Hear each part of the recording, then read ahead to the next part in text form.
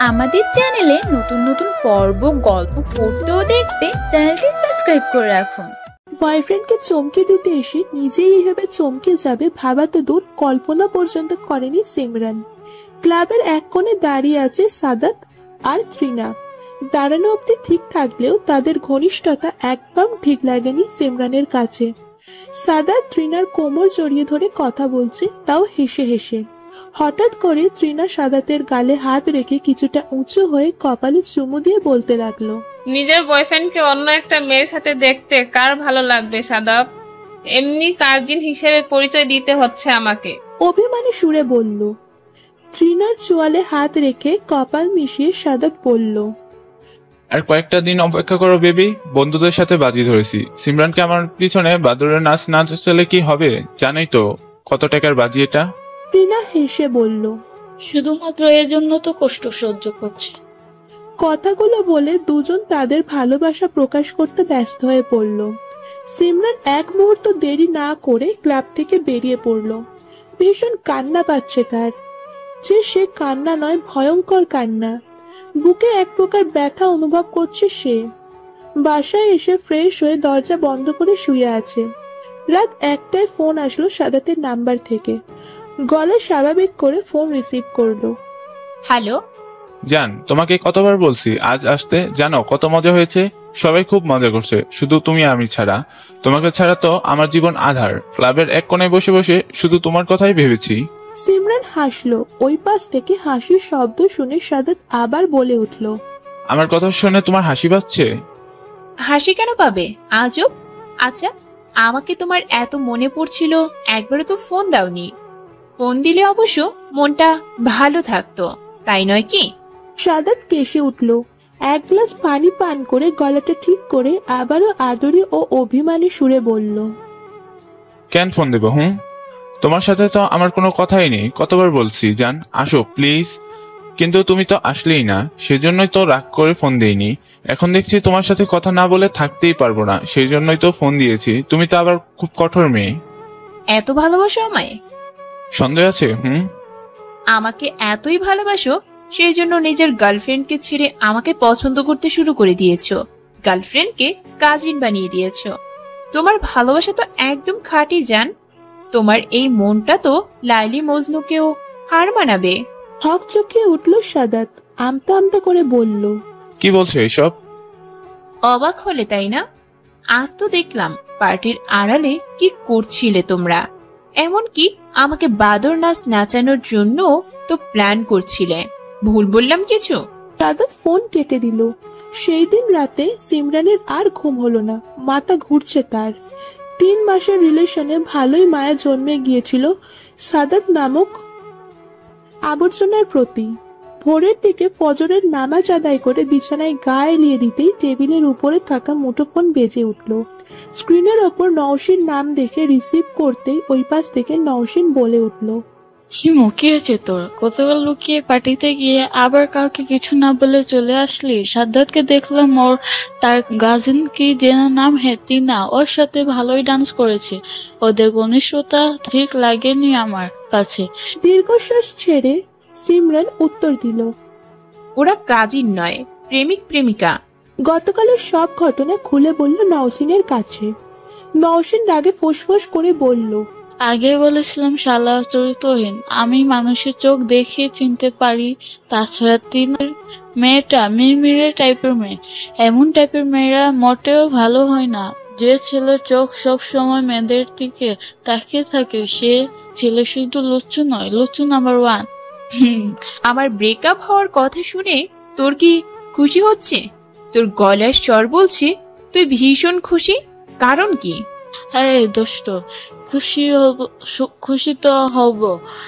Coach তোর life থেকে আবর্জনা পরিষ্কার হয়ে গেছে। তাহলে আমি খুশি হব নাকি পাড়াপড়শি খুশি হবে? কিছুক্ষণ কথা বলে ফোন কেটে দিল। সিমরানের চোখের ঘুম উধাও হয়ে গেল। সকাল 10টা। বাসা থেকে বের হয়ে রিক্সা নিয়ে সুপার মার্কেটের দিকে যাচ্ছিল সিমরান। মনে মনে সাদাতকে শিক্ষা দেওয়ার প্ল্যান করছে। একটা শিক্ষা না দিতে পারলে কিছুতেই থাকতে পারবে না। রিক্সা থেকে নেবে ভাড়া দিয়ে যেই পিছনে ঘুরবে, 8 বছরের একটা বাচ্চা এসে ওড়না ধরে বলতে লাগলো, ভাবি ভাবি তুমি এসেছো ভাবি। সিমরান বোকার মতো হেসে উঠল। আশেপাশে সবাই তাদের দিকে তাকিয়ে আছে। সাদাত চোখ দুটো ছোট ছোট করে অবাক হওয়ার ভঙ্গি নিয়ে দাঁড়িয়ে আছে। সিমরান বাচ্চাটিকে নিয়ে সাদাতের সামনে গিয়ে দাঁড়ালো। রাগী গলায় বলল, লজ্জা করে না ছোট ভাইকে দিয়ে ভাবি বলাতে? ত্রিনা কোথায়? তাকে বলো ভাবি রাখতে। সিমরান আর কিছু না ভেবে মার্কেটের সামনে সাদাতের গালে থাপ্পড় বসিয়ে দিল। বাসা থেকে এই প্ল্যান নিয়েই সে এসেছে। মার্কেট ভর্তি লোকের সামনে একটা মেয়ের হাতে দাবাং মার্কা চড় খেয়ে মান সম্মান হারাবে সাদাত। লোক লজ্জার ভয়ে আর এমন বাজি ধরার সাহস সে পাবে না। সাদাত গালে হাত দিয়ে রাগী দৃষ্টিতে তাকিয়ে আছে সিমরানের উপর। সিমরান মুখে মিষ্টি হাসি দিয়ে বলল, আরো করবি কোনো মেয়ের সাথে এমন নাটক? আরেকবার যদি তোকে আমার সামনে পাই তাহলে হাত পা ভেঙে 3 রাস্তার মোড়ে বসিয়ে দিব বলে দিলাম। ছোট্ট ছেলেটি হেসে কুটি কুটি লাফিয়ে লাফিয়ে বলতে লাগলো, ইয়াহু ভাবি কি সাহস! ভাবি আরেকটা চড় মারো, আমি দেখবো। ছোট্ট অচেনা ছেলেটির কথা সিমরানের কাছে ভালো লাগলো, তাই আরেকটা থাপ্পড় বসালো। সাদাত এবার রাগে গজগজ করতে করতে চর ওঠাতে নিতেই পেছন থেকে কেউ ধরে ফেললো। ছোট্ট ছেলেটি ওই লোকটার কাছে গিয়ে বলল, ভাইয়া এ দেখো পচা লোকটা ভাবিকে মারতে যাচ্ছে, এক্ষুনি এই লোকটার হাত ভেঙে ফেলো। লোকটি সাদাতের হাত মুচড়ে দিয়ে গরম চোখে বলল। সাদাত লোকটির কথা শুনে তার আশেপাশে ভালো করে দেখিয়ে লোকটিকে বলল, ধন্যবাদ আপনাকে।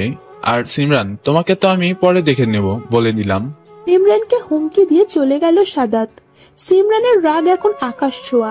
লোকটা থেকে তাকিয়ে চেঁচিয়ে উঠে বলল, তাকে আমি ভদ্র ছেলে ভেবেছি, কিন্তু আপনি তো দেখছি মিস্টার শয়তান।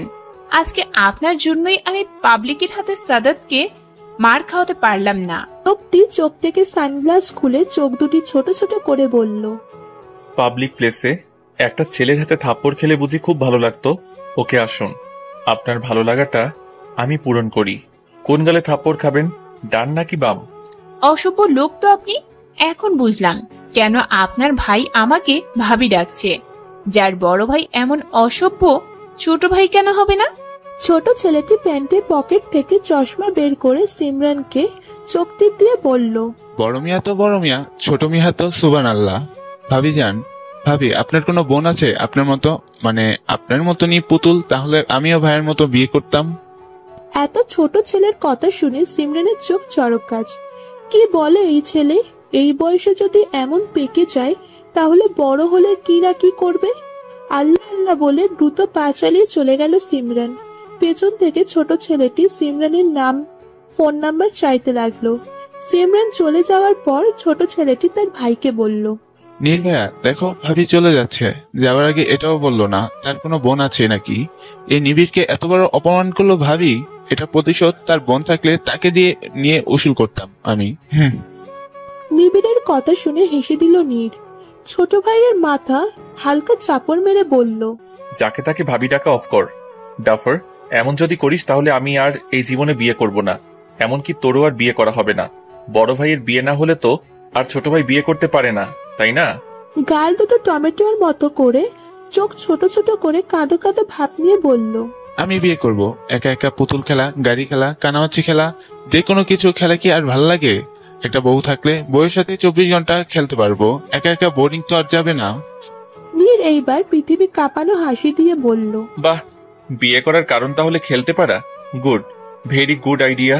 চকলেট চিবোতে চিবোতে নওশিন কলেজের গেট ধরে ক্লাসের উদ্দেশ্যে হাঁটছে। তার আজ খুব খুশি লাগছে। হঠাৎ এত খুশির কারণ সিমরানের কাছে অজানা। সন্দেহার নজরে সে নওশিনের কার্যকলাপ পর্যবেক্ষণ করছে। কোনো কিছু বুঝতে না পেরে বাঁকা চোখে তাকিয়ে বলল, আমার ব্রেকআপ হয়েছে সেই জন্য তুই এত খুশি কেন? মনে হচ্ছে তুই চাইছিলি আমার এত বছর পর গড়ে ওঠা নতুন প্রেমের সম্পর্ক বিচ্ছেদ ঘটুক। চকলেটের কাগজ জানালার বাইরে ছুঁড়ে মেরে পুরো চকলেট মুখে পুরে কি যেন বলল সে। সিমরান কিছু বুঝতে না পেরে বই দিয়ে গায়ে বাড়ি দিয়ে রাগী কণ্ঠে বলল, আগে খা পরে উত্তর দে। তো চকলেট খাওয়া আর কথা বলা একই সাথে হওয়ায় কিছু বুঝিনি। বলেছি গতকাল এক ছেলে রাস্তায় আমায় প্রপোজ করেছে। ছেলেটির হাতে ছিল সাদা গোলাপ, 3 বক্স চকলেট আর ঘর সাজানোর জন্য সুন্দর অনেকগুলো কার্ড। নওশিন কিছু বলার আগেই সিমরান বলে উঠল, তার মানে তুই প্রেম করছিস? আজব তো, আমি কেন প্রেম করব? আমি ছেলেটির হাত থেকে গিফট গুলো নিয়ে আপন মামা বানিয়ে এসেছি। জানিস, এই তো আমার কোনো মামা নাই। আমি খুব অভাব বোধ করেছিলাম, একজন মামা তাই তো ছেলেটার হাতের গিফট গুলো নিয়ে মামা বানিয়ে এসেছি। আমি তো আবার খুব দয়ালু, সহজে কেউ কিছু বললে না বলে থাকতে পারি না। নওশিনের কথা শুনে হাসি যেন থামছেই না সিমরানের। ক্লাস কাঁপিয়ে সে হাসছে, মনটা আজ তার ভালো হয়ে গেছে। 3 বাক্স চকলেট থেকে একটা বাক্স সিমরানকে দিয়ে বলল নওশিন, এ নে 1 বক্স। আমার মামা আর তোর মামা একই কথা। আর শোন, আজ আমার এক দূর সম্পর্কের মামা জানি জন্য নাকি মেয়ে দেখতে যাবে শুনেছি। পছন্দ হলেই নাকি কাবিন পড়িয়ে আসবে। তুই যাবি না? দূর সম্পর্কের আত্মীয়, আব্বু যেতে পারো। দুজন কিছুক্ষণ কথা বলে ক্লাসে মনোযোগ দিল। তীব্র রোদে পা বাড়িয়ে হাঁটছে সিমরান। মাথার উপর দিয়ে পাখি উঠছে। গাছের নিচে দাঁড়িয়ে হাতকে দূরবীন বানিয়ে আকাশের দিকে তাকিয়ে মনটা তার নেচে উঠল। মুক্ত আকাশে কি সুন্দর ভাবেই না পাখিগুলো উঠছে। পশু কিংবা পাখি কেউ কারোর সাথে বিশ্বাসঘাতকতা করে না মানুষের মতো। মানুষ সবকিছু বোঝা সত্ত্বেও স্বার্থ রক্ষা করার জন্য সবকিছু করতে পারে, কিন্তু এই পশু পাখিগুলো কোনোদিন এমন কাজ করবে না। সিমরানের কাছে মনে হলো প্রকৃতির সেরা সৌন্দর্য হলো ফুল আর পাখি। আজ যদি পাখি ফুল না থাকতো তাহলে পৃথিবীর সৌন্দর্য একেবারেই বেমানান হয়ে যেত। হঠাৎ গাছের পাশে একটা কোকিল পাখি কু কু সুরে ডাকতে ব্যস্ত হয়ে পড়ল। কোকিল পাখির সাথে যদি কেউ কু কু বলে তাহলে সে রেগে আরো বারবার ডাকতে থাকে। সিমরান কোকিলকে রাগানোর জন্য কু কু বলে চিৎকার করতে লাগলো। পেছন থেকে একটা বাচ্চার কণ্ঠ শুনে পিছনে তাকিয়ে অবাক হয়ে তাকিয়ে রইল সিমরান। বাচ্চাটি আর কেউ না, নিবিড়। নীল টি শার্ট আর 3/4 প্যান্ট, মাথায় টুপি, চোখে ব্ল্যাক সানগ্লাস। কোমরে হাত রেখে সিমরানকে উদ্দেশ্য করে বলল নিবিড়, কোকিলের সাথে সাথে যদি কেউ ডাকে তাহলে তার প্রেম খুব শীঘ্রই হয়। কোকিল হলো ভালোবাসার পাখি। কোকিলের কণ্ঠ সবসময় প্রেমময় সুর থাকে। সেই সুরে যদি কেউ মোহিত হয় তখন সেও প্রেমে পড়ে। তুমিও খুব তাড়াতাড়ি প্রেমে পড়বে ভাবি। সিমরানের মুখ হা হয়ে আছে। এইটুকু ছেলে বলে কি? কথা শুনে মনে হচ্ছে প্রেম বিষয় নিয়ে সে পিএইচডি কমপ্লিট করে ফেলেছে। কিন্তু আজ মনকে শক্ত করে কঠোর হয়ে এই পিচ্চিকে বকা দিব, কঠিন দেব বকা দিবে। আজ এই সিদ্ধান্ত নিয়ে চোখ পাকিয়ে বলল, এখনো দুধের দাঁত পড়ে নাই আর তুমি কিনা প্রেম নিয়ে কথা বলছো? এখন তো কার্টুন দেখার বয়স তোমার। যাও বাসায় গিয়ে ভাব কমিয়ে কার্টুন দেখো। সামনের 2টা দাঁতের দিকে আকর্ষণ বাড়িয়ে সিমরানকে বলল, ভাবি, আমি 2টা দাঁত জন্ম থেকেই নিয়ে আসছি, তাই এই 2টা দাঁত দুধ দাঁত না। তাছাড়া একা একা কার্টুন দেখতে খুবই বোরিং লাগে। সেই জন্যই তো বলছি, তোমার কোনো বোন আছে? আপন বোন না থাকলেও চাচাতো বোন, মামাতো বোন বা ফুফাতো বোন, কোনো বোন আছে? সিমরান এইবার নিবিড়ের সামনে গিয়ে দাঁড়ালো। কিছুটা ঝুঁকে চোখ মুখ কুঞ্চিত করে বলল, তোমার সেই অসভ্য ফাজির ভাইয়া তোমাকে এইসব শিখাচ্ছে তাই না? এই তোমার বাড়ির ফোন নাম্বার দাও তো, তোমাদের 2 ভাইয়ের নামে বিচার দিব। আইসক্রিম নিয়ে এগিয়ে আসছে নীর। সিমরানের কথা শুনে বলল, নাম্বার দেই আর আপনি প্রতিদিন বিরক্ত করুন, তাই তো? সকালে বিকালে রাতে ফোন দিয়ে জ্বালাতন করার জন্যই তো নাম্বার নিচ্ছেন। লজ্জা করে না একটা ছেলের ফোন নম্বর চাইতে? বাসায় কি বাবা ভাই নাই? ইফটিজিং করা দণ্ডনীয় অপরাধ জানেন না মিস? কোন কথা থেকে কোন কথা চলে গিয়েছে সব। 2 ভাই যে কথা বলার হেডমাস্টার খুব ভালো করে বুঝতে পেরেছে সে। সিমরানের ইচ্ছে করছে পায়ের উপর পা তুলে ঝগড়া করতে, কিন্তু এই ছেলে দুটো মোটেও সুবিধার মনে হচ্ছে না, তাই মুখ ভেঙচি কেটে চলে গেল। সিমরান চলে যাওয়ার পর নিবিড়ের কান টেনে নীর রাগী গলায় বলে উঠল, তোকে আর আমার সাথে কোথাও নিয়ে যাব না। যেখানে যাবি, যে মেয়েকে দেখবি আমার বউ বানিয়ে ফেলবি। বলি, বাংলাদেশ জুড়ে সব মেয়ে কি আমার বউ? আমার বউ হবে শান্ত শিষ্ট বোকা টাইপের কোনো মেয়ে? এই বোম্বে মরিচ আমার বউ? ইম্পসিবল। ভাবতে নিলেও তো শরীর কেঁপে উঠে আমার। নীরের হাত সরিয়ে কান ডলতে ডলতে বলল নিবিড়, ওকে যাও তাহলে। এই বোম্বে মরিচ ভাবিকে আমি বিয়ে করব যখন তুমি ভাবির মতো হবে। সিমরান বাসায় এসে ফ্রেশ হয়ে চুলের পানি মুছে আয়নার সামনে দাঁড়িয়ে রইল। মুখে তার এক চিলতে হাসি। নিজেকে দেখে নিজেই বলে উঠল, এইভাবে যদি বরের সামনে যাই, বেচারা বর তো দেখেই আহত হয়ে যাবে, যেখানে আমার চোখই সরছে না। ড্রেসিং টেবিলের থেকে কাজল একটু চোখে পরিয়ে দিল। কানের নিচে একটু কাজল দিয়ে আবার বলল, কারো নজর যেন না লাগে মিস সিমরান। বাচ্চা ছেলেটি কিন্তু ঠিকই বলেছে, তুমি দেখতে পুতুলের মতো। কি পাকা ছেলে। সত্যি যদি ছোট বোন থাকতো তাহলে ছোট বোনের জন্য ঘর জামাই করে নিয়ে যেতাম। দরজার কাছে এসে দাঁড়িয়ে মিসেস পাপিয়া তড়িঘড়ি করে বলতে লাগলো। পাত্রপক্ষ দেখতে আসবে। হঠাৎ এমন কিছু শোনার জন্য মোটেও প্রস্তুত ছিল না সিমরান। ভেবেছে মায়ের দুষ্টুমি, তাই দুষ্টু হেসে বলল, ওহ মাদার কুইন, বিকাল বিকাল মজা না করলে হয় না। জানোই তো বিয়ের কথা শুনলে আমার খুব বিয়ে বিয়ে পায়, কিন্তু তোমরা তো বিয়ে দিবে না, তাহলে কেন লোভ দেখাচ্ছ?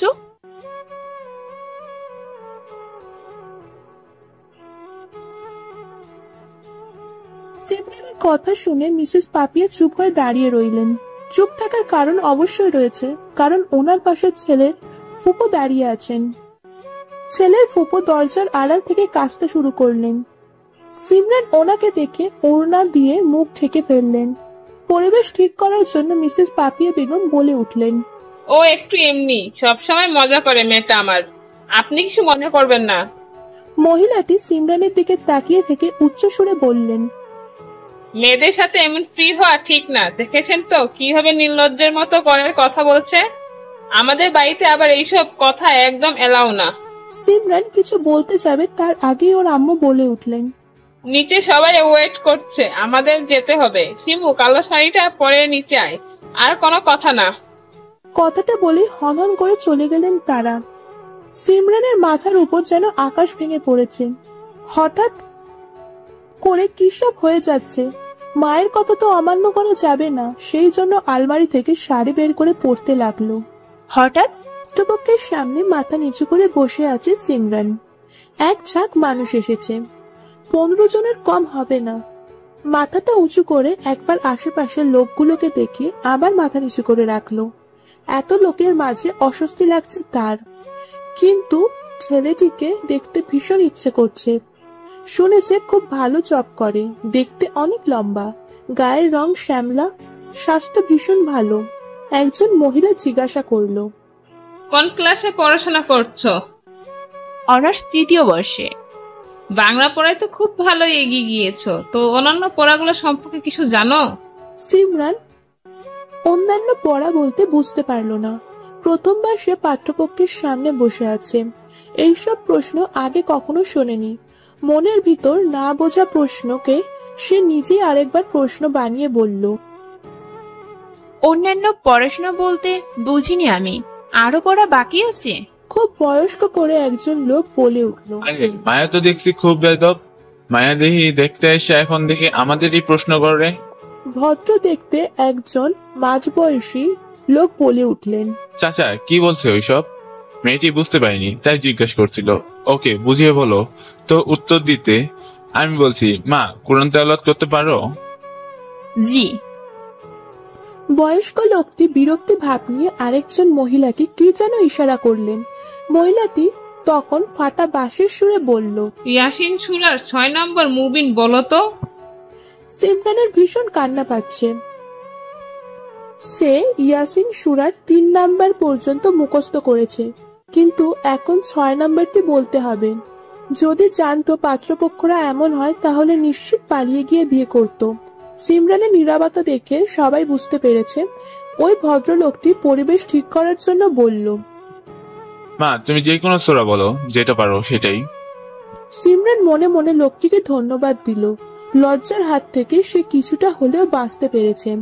তাই ইয়াসির সূরার প্রথম 2টা মুবিন বলল। ছেলেটিকে বসানো হলো সিমরানের পাশে। পুরো শরীর কাঁপছে তার। এ তো ছেলে নয়, যেন জলহস্তি। এত লম্বা, কমসে কম 6.5। ওজন 100-র নিচে হবে মনে হচ্ছে না। ছেলেটি বেশ কিছু প্রশ্ন করলো। প্রশ্ন করা শেষ হলে সিমরান চলে গেল তার রুমে। প্রায় 1 ঘন্টা পর খবর এলো আজকে বিয়ে হয়ে যাবে।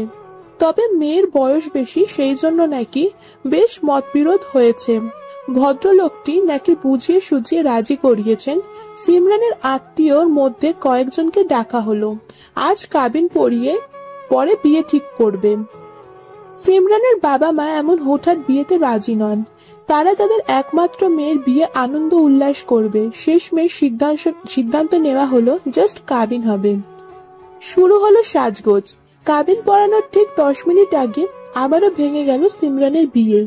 ছেলে পক্ষরা কিছুতেই বিয়ের পর মেয়েকে পড়াবে না, কিন্তু সিমরানের বাবা কিছুতেই এই শর্তে রাজি হবেন না। এর ফলে যদি মেয়ের বিয়ে ভেঙে যায় তাহলে যাক, তবুও তার কোনো আফসোস নেই। বিয়েটা অবশেষে ভেঙে গেল। মানুষ ভর্তি লোক নিমেষেই চলে গেল। কথাটা শুনে সিমরান কিছুক্ষণ লুঙ্গি ডান্স দিতে লাগলো। ভয়ানক ফ্যামিলিতে সে কিছুতেই বিয়ে করতে চাইছিল না, কিন্তু পরিবারের জন্য মুখ ফুটে কিছু বলেনি। তবে ছেলেটি তার পরিবারের মতো ছিল না। আড়ালে সে বলে গিয়েছে, আপনাকে আমার খুবই পছন্দ হয়েছিল, কিন্তু পরিবারের বাধ্য ছেলে থাকায় পছন্দ শুধু পছন্দই থেকে গেল। আমার আম্মু অসুস্থ, তাই ওনার সেবা যত্নের জন্য কাউকে দরকার। আমিও চাই না আমার জন্য আপনার ক্যারিয়ারটা নষ্ট হোক। ভালো থাকবেন, আর যদি পারেন আমার মতো খারাপ লোকটাকে ক্ষমা করে দিবেন। আমার পরিবার বউ নয়, বুয়া খুঁজছে। অল্প বয়সী আর কম শিক্ষিত মেয়ে, যার সাথে যেমনই আচরণ করা যাক যেন সব সহ্য করতে পারে, মুখ ফুটে যেন কিছু বলতে না পারে। ছেলেটির কথায় কষ্ট ও লজ্জা দুটোই ছিল। কেন যেন খুব ভালো লাগছিল ছেলেটিকে সিমরানের কাছে, কিন্তু মুখে কিছু না বলে মিষ্টি হাসি দিয়ে বিদায় দিয়েছিল সেই দিন। এইভাবে চলে গিয়েছে 10-10টি দিন। সিমরানের পরিবার নিজেই দোষ দিচ্ছিল, বারবার অনুতাপ করছে কেন তারা প্রথমবারই না করে দেননি। আবার এইটাও ঠিক করে নিয়েছে আজকের পর আগে ছেলের খোঁজ নেবে, তার পরিবারের খোঁজ নেবে, পরে মেয়েকে দেখাবে। গ্রন্থাগারে বসে আছে নওশিন আর সিমরান। হ্যারি পটার সিরিজের 3য় বইটি পড়তে ব্যস্ত নওশিন। সিমরান পড়ছে বুদ্ধদেব বসুর লেখা হলুদ বসন্ত। হঠাৎ কয়েকটি লাইন পড়ে সে বইটা রেখে দিল। ভালো লাগা আর ভালোবাসার পার্থক্য কোথায়? ভালো লাগলে মানুষ সেই ভালো লাগাকে তার ইচ্ছাধীন করে রাখতে পারে, কিন্তু ভালোবাসলে মানুষ নিজেই সেই ভালোবাসার ইচ্ছাধীন হয়ে থাকে। তার নিজের কোনো নিজস্বতা থাকে না। ভালোবাসা তাকে যা বলে পোষাপুষির মতো সে তাই করে। লেখাগুলো বারবার পড়ে বিরক্তি নিয়ে বলল, ভালোবাসা কেন স্বাধীন হবে না? কেন একজন আরেকজনের ইচ্ছা মতো চলবে? তাহলে তো খুব সহজেই ভাঙন ধরবে। ভালোবাসা হওয়া উচিত মুক্ত পাখির মতো। পাখিরা যেমন নিজ আপন মনে আকাশে ডানা মেলে উড়ে, ঠিক তেমনি ভালোবাসার মানুষরা তাদের ইচ্ছা মতো উড়বে। নওশিন চট করে চেয়ার থেকে উঠে দাঁড়ালো।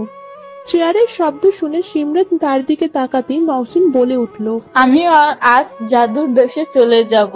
দেখছিস ওই দেওয়ালটা? চোখ বন্ধ করে দৌড় দিবে আর চলে যেন হ্যারি পটারের মতো। সিমরান কিছু বলতে যাবে তার আগে দৌড়ে এলো নওশিন। দেয়ালে বাড়ি খেয়ে মাঝে পড়ে আছে সে। সিমরান হাসতে হাসতে হঠাৎ চেয়ার থেকে পড়ে গেল। গ্রন্থাগারে বসে থাকা লোকজন সবাই অবাক চোখে দেখছে দুজনকে। হঠাৎ করে একটা বাচ্চার হাসি শুনে সবাই হাসতে শুরু করে দিল। বাচ্চাটি এসে সিমরানের হাত ধরে টানতে টানতে বলল, অপরের দুঃখে যে হাসে তার দুঃখ পুরো লাইব্রেরিতে হাসে। ভবিষ্যৎ ছোট মিয়ার বউ। এই আবারও তুমি এইখানে? আমাকে ফলো করছো তুমি? বসা থেকে উঠে হাত পা ছেড়ে বলল সিমরান। নিবিড় তখন বলল, তুমি আমায় ফলো করছো? আমি তো সবসময় এখানে ভাইয়ের সাথে আসি। বলি পছন্দ করো বলো, সরাসরি বলতেই পারো। আমার মতো কিউট হ্যান্ডসাম সুপুরুষ, ও সরি 8 বছরের ছেলেকে যে কেউ দেখলে বিয়ে করার জন্য পাগল হয়ে যাবে। যেন প্রতিদিন কোটি কোটি মেয়ে বিয়ে প্রস্তাব দিয়ে আসে আমার জন্য, কিন্তু আব্বু আম্মু বারণ করে দেয়। আমি নাকি ছোট, তাই এখন তুমিই বলো আমাকে কোন অ্যাঙ্গেলে ছোট দেখা যায়? চোখ বড় বড় করে বলল সিমরান। হাইটে ছোট হলেও কথায় পাকা। কেন যে তোমার আব্বু আম্মু তোমার বিয়ে দিচ্ছে না? এত বড় বুড়া ছেলের বিয়ে তো আরো 5 বছর আগে দেওয়া উচিত ছিল। 3 বছর বয়সে বিয়ে করা উচিত ছিল। তাহলে তোমার আজ তোমার 4 বছরের একটা বাচ্চা থাকতো। সিমরানের কথাটা ভীষণ মনে ধরলো নিবিড়ের। সিমরানের হাত ধরে টানতে টানতে বলল, আসো যাই, তাহলে আমরা বিয়ে করে ফেলি। জানো, আব্বা আম্মু বডিগার্ড ছাড়া রাস্তায় যেতে দেয় না, যদি কোনো সুন্দরী মেয়ে কিডন্যাপ করে নিয়ে যায়, সেজন্য বডিগার্ড হিসাবে ভাইয়াকে পাঠায়। নিবিড়ের কথা শুনে পাশ থেকে নীর বলে উঠল, আমি তোর বডিগার্ড? অঙ্কে ফেল করেছিস তাই স্যার মেরেছে, সেই জন্য হিসু করেছিস? আবার ন্যাকা কান্না। স্যার ফোন দিয়েছে তোকে স্কুল থেকে নেওয়ার জন্য, সেই জন্যই তো গিয়েছিলাম। এখন আমি বডিগার্ড? যা, এখন থেকে স্যার মারলেও যাব না। পাবলিক প্লেসে এসব কথা বললেই না। চলো আমরা বাসায় যাই, পরে না হয়ে কথা বলবো। এই সুন্দরী আপু, আমি যাচ্ছি, অন্য একদিন কথা হবে, কেমন? সিমরানের হাত ছেড়ে দিয়ে নীরের হাত ধরে বলল। নীর হাসতে হাসতে নিবিড়কে নিয়ে চলে যায়। সিমরান তো হাসতে হাসতে প্রায় মাটিতে গড়াগড়ি খাবে।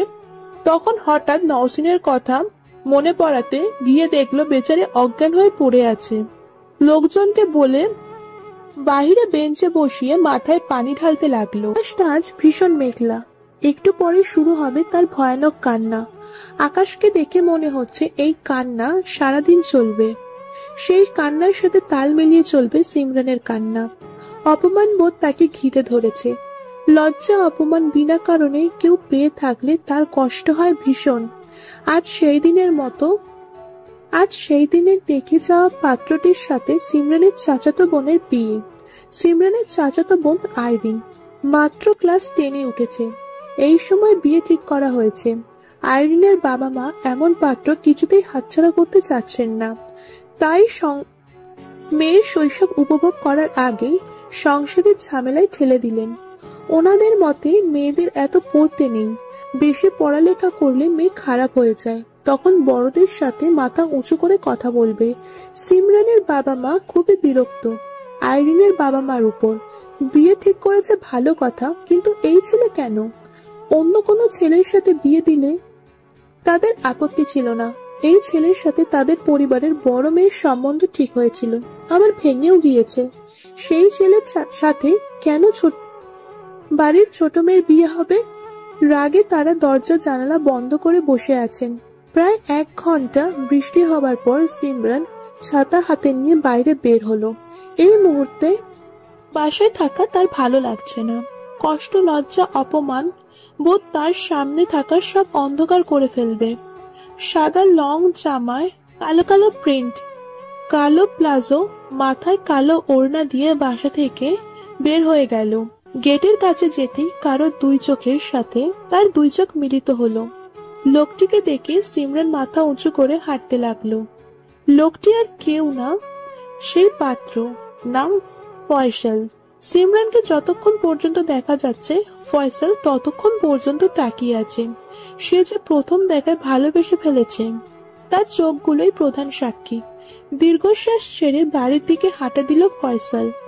আইরিনকে সে মন থেকে বিয়ে করতে চাচ্ছে না, কিন্তু পরিবারে বাধ্য ছেলে থাকায় তাকে বিয়ে করতে হবে। নিষ্পাপ মেয়ের জীবন তাকে তো নষ্ট করতেই হবে। বারবার অনুতাপ করছে কেন সে পরিবারে জন্ম নিয়েছে। বারবার উপরের দিকে তাকিয়ে মহান আল্লাহ তাআলাকে ডাকছে। সিমরান কিছু দূর যেতেই আবারও মুষলধারায় বৃষ্টি। দোকানের এক কোণে দাঁড়িয়ে অপেক্ষা করছে বৃষ্টি কমার জন্য। না, আজ বৃষ্টি কিছুতেই কমতে চাচ্ছে না, কিন্তু তার মন বৃষ্টির ছোঁয়ায় বারবার নাচতে শুরু করছে। আশপাশটা দেখে ছাতাটা নিয়ে নেমে পড়ল বৃষ্টির ছোঁয়াতে নিজেকে বিলিয়ে দিতে। এই যে মিস, আপনার ছাতাটা দেওয়া যাবে? একজনের ডাকে হুঁশ ফিরে আসলো সিমরানের। সামনে তাকিয়ে থেকে বড় বড় চোখে বলল, আপনি আবারও? এতদিন তো প্রথমবার আপনার পাকা ভাই এসে জ্বালিয়েছে, এখন দেখছি আপনি আসেন। ফলো কেন করছেন? পৃথিবীটা গোল, আমি এখন খুব ভালোই টের পাচ্ছি। কেননা দুনিয়াতে কি মেয়ের অভাব ছিল যার জন্য সবসময় আপনার সামনেই পড়তে হয়? সিমরান মুখ বাঁকিয়ে ছাতাটা মাথার উপর রেখে বলল, ছাতা দেওয়া যাবে না, কজ আমার একটাই ছাতা। আপনি তো ভিজে গিয়েছেন, এখন তো আর ছাতার দরকার নেই। আমার সামনে একটু কাজ আছে, আমি কাজ শেষ করে এসে দিয়ে যাচ্ছি, ততক্ষণ আপনি ভিজতে থাকুন। ছাতা দেই আর আপনি নিয়ে পালিয়ে যান, তাই তো? আমাকে দেখে চোর মনে হচ্ছে আপনার? নীরকে বলছেন চোর? আপনার ছাতার দাম কত? এক্ষুনি দিচ্ছি, বলুন। আমি আপনার নাম জানতে চেয়েছি? আহা, কি ভালো পদ্ধতি নাম বলার। এখন থেকে আমিও বলবো। জানেন এই সিমরান কি? সিমরানের সাথে লাগতে আসলে গুম করে ফেলবো। আমিও তো আপনার নাম জানতে চাইনি, তাহলে কেন বললেন আপনার নাম? হয় হয়, এত সুন্দর ছেলে সামনে থাকলে নাম জানানোর ইচ্ছা তো হতেই হবে, তাই না মিস সিমরান? সিমরান নিজের কথার জলে নিজেই ফেসে গিয়ে চলে যেতে নিলে গর্তে পড়ে যায়। বৃষ্টির পানিতে গর্তে ভরপুর। বেচারি পড়ে গিয়ে কেঁদে কেঁদে বলল, আপনাদের দুই ভাইয়ের সাথে দেখা হলেই আমার দিনটা খারাপ হয়ে যায়। ধ্যাৎ। নীর মুচকি হেসে এক হাত বাড়িয়ে দিল সিমরানের হাত ধরে, উঠে মুখ ফসকে বলে ফেলল, ধন্যবাদ। নীর অবাক হওয়ার ভান ধরে বলল, আমাকে আপনি ধন্যবাদ দিচ্ছেন? আমার এই জীবন সার্থক হলো আজ। কথা ঘোরানোর জন্য সিমরান বলল, লাগবে ছাতা? এখন তো ভিজেই গিয়েছি, আর ছাতার দরকার নেই। বাই দ্য ওয়ে, কোথায় যাচ্ছেন? মনটা ভালো ছিল না, সেই জন্য ঘুরতে আসছিলাম। কিন্তু এখন বোয়াল মাছ ধরে ফেলেছেন? অসভ্য ছেলে, আপনি এখন কোথায় যাবেন? এই তো সামনেই, আসুন আমরা কথা বলতে বলতে যেতে থাকি, মন ভালো হয়ে যাবে আপনার। সিমরান সায় দিল। দুজনেই একসাথে হেঁটে সামনের দিকে এগোচ্ছে। নীর তখন মনে মনে বলল, ইয়াহু, প্ল্যান সাকসেসফুল। নিবিড়ের বুদ্ধিটা কাজে লেগে গেছে। ভাগ্যিস পা দিয়ে ইটটা পিছনে রেখেছিলাম, সেই জন্যই তো পড়ে গেল, আর আমার লাইন ক্লিয়ার হলো। নিবিড় বস, ইউ আর জিনিয়াস ব্রো। গাড়ি থেকে নিবিড় শিখিয়ে দিয়েছিল ছাতা নেওয়ার উদ্দেশ্যে গিয়ে কথা বলতে, যদি পারে কোনো না কোনো হেল্প করার জন্য। মেয়েদের হেল্প করলে নাকি তারা ভীষণ খুশি হয় আর ফ্রেন্ডলি ব্যবহার করে। গাড়ির হর্নের শব্দে পাশ ফিরল নীর। জানালা দিয়ে বুড়ো আঙুল বের করে বেস্ট অফ লাক জানালো নিবিড়। নীর ফ্লাইং কিস দিয়ে ইশারা করলো, তোর গিফট পেয়ে যাবি আজ। দুই ভাইয়ের এই কার সাজি বেচারি সিমরান কিছুই জানলো না। সে মনে মনে নিজেকে বকতে লাগলো, এত ভালো ছেলের সাথে কত খারাপ ব্যবহারই না করেছে সে। কিন্তু আজ ছেলেটা তাকে সাহায্য করেছে। মনে মনে লজ্জা ও খুব খুশি হলো। সিমরান বাসায় বসে আছে, তার সামনে বসে আছে ফয়সাল ও আইরিন। আইরিনের দু চোখ ফোলা। প্রায় 30 মিনিট ধরে সিমরানের কাছে বসে সে কান্না করছে। তার এক কথা, বিয়েতে সিমরানকে থাকতে হবে। থাকতে হবে মানে থাকতেই হবে। সিমরান রাজি না থাকায় ফোন করে ফয়সালকে ডেকে এনেছে। আইরিনের কান্না দেখে মনে হচ্ছে সে কারোর মৃত্যু দুঃখে কান্না করছে। ফয়সাল তখন সিমরানের দিকে তাকালো, অদ্ভুত মিষ্টি ও অনুরোধের সুরে বলল, জানি দোষটা আমাদের, তবুও বলছি প্লিজ আসুন বিয়েতে। তাছাড়া প্রথম দেখায় তো অনেকের বিয়ে হয় না, সেই জন্য কি কেউ কষ্ট পায়? বুঝেছি সমস্যাটা পরিবারের, তবুও ছোট বোনের মুখের দিকে তাকিয়ে তো একটু নরম হতেই পারেন। প্লিজ বিয়েতে থাকবেন। আপু, ছোটবেলায় যত খেলা খেলেছি শুধুমাত্র তোর সাথেই, তাহলে কেন আজ আমাদের বিয়েতে থাকবি না তুই? তুই না আমার বেস্ট ফ্রেন্ড। অবশেষে রাজি হলো সিমরান। ছোট বোনের আবদার সে কিছুতেই বারণ করতে পারেনি। তার ওপর ফয়সালের অনুরোধ। গায়ে হলুদের শাড়ি পরে হাতে হলুদের ট্রে নিয়ে দাঁড়িয়ে আছে সিমরান। ফয়সালের বাড়ির গেটের সামনে যেতেই লজ্জার বাতাস তার পুরো শরীর ছুঁয়ে দিল। সে প্রথমে আসতে চাইছিল না, কিন্তু মায়ের কথা শুনে এসেছে। তার মা তাকে বলেছে, লজ্জা থাকা উচিত ওই বাড়ির লোকদের, তোর কেন থাকবে? বিয়েটা আমরা ভেঙেছি, ওরা নয়। আর তুই যে ভেঙে পড়িসনি, এটাই তো তোকে দেখাতে হবে ওই লোকদের। আমরা মেয়ে বলে কোনো সম্মান নেই আমাদের? লজ্জা কি শুধু আমাদের? পাওয়া উচিত ওই বাজে লোকদের যারা মেয়েদের সম্মান করতে পারে। ছেলের বাড়ি, ঘর, চাকরি, মোটা অঙ্কের টাকা দেখে এত ছোট মেয়েকে বিয়ে দিয়ে দিচ্ছে। এখন ওর খেলার বয়স, কিন্তু ওকে এখন সামলাতে হবে সংসার। ওরা তো আর পারাবে না। আইরিনকে, বেচারি মেয়েটা পড়তে খুব ভালোবাসে, কিন্তু আমাদের কথা তো শুনবে না ওরা। এখন তুই ভালো মেয়ের মতো যা, আর ওদের সামনে হেসে হেসে ঘোরাঘুরি করবি। মেয়েদের মাথা নিচু করা ঠিক নয়, কাজ মেয়েরা মা জাতি। মায়ের সামনে কথাগুলো বারবার রিপিট করেছে সিমরানের কানে। পা চালিয়ে চলে গেল ভিতরে। ট্রে টেবিলের উপর রেখে শাড়ি ঠিক করতে করতে অনেকগুলো রুমের পাশ দিয়ে সে যাচ্ছে। হঠাৎ একজোড়া হাত তাকে টেনে ধরে ভিতরে নিয়ে গেল। সামনে থাকা লোকটিকে দেখে চোখ বড় করে তাকিয়ে আছে সে। তার হাত ধরবে এই লোক সে ভাবতেও পারেনি। আচমকা কেউ হাত ধরে টান দিয়ে রুমের ভেতরে নিয়ে যাওয়ায় ভীষণ রকম ভয় পেয়ে গেল সিমরান। চোখ বন্ধ করে ভয়ে ভয়ে মেরিলের সামনে থাকা লোকটির দিকে তাকিয়ে বলল। আপনি? লোকটি সিমরানকে দেয়ালের সাথে মিশিয়ে খুব কাছে গিয়ে দাঁড়ালো। দেওয়ালে এক হাত দিয়ে বলল, বাহ, এত সহজে তুমি থেকে আপনি হয়ে গেলাম। তোমাকে তো স্যালুট করা দরকার সিমরান জান। সাদাত, তুমি এইখানে কেন এসেছো বা কি সম্পর্ক এসব জানার কোনো ইচ্ছেই আমার নেই, কিন্তু তুমি আমাকে টাচ কেন করছো? রাগে রাগে কণ্ঠে বলল সিমরান। বরের বাড়িতে সাদাতকে দেখে অবাক হয়, তবে ভীষণ অবাক নয়, কজ বিয়ে বাড়িতে আত্মীয় স্বজন অনেকজনই আসতে পারে, হতে পারে সাদাত এই আত্মীয়ের মধ্যে একজন। সেই জন্য বিচলিত না হয়ে রাগ দেখালো তাকে স্পর্শ করার জন্য। সিমরানের কথা শুনে সাদাত সিমরানের শাড়ির আঁচলটা ধরে বলল, তোমাকে শাড়িতে খুব সুন্দর লাগে জান। আর যদি টিনা না থাকতো তোমাকে বিয়ে করে নিয়ে যেতাম। জি, কতটা বাজে লোক হলে এমন কথা বলতে পারে। এখন তো মনে হচ্ছে তুমি টিনাকে আদৌ ভালোবাসো কিনা। খারাপ ভঙ্গিমায় ইশারা করে বলল সাদাত। আমি তো সবাইকে ভালোবাসি, যাকে আমার চোখে সুন্দর দেখা যায় আমি তাকেই ভালোবাসি।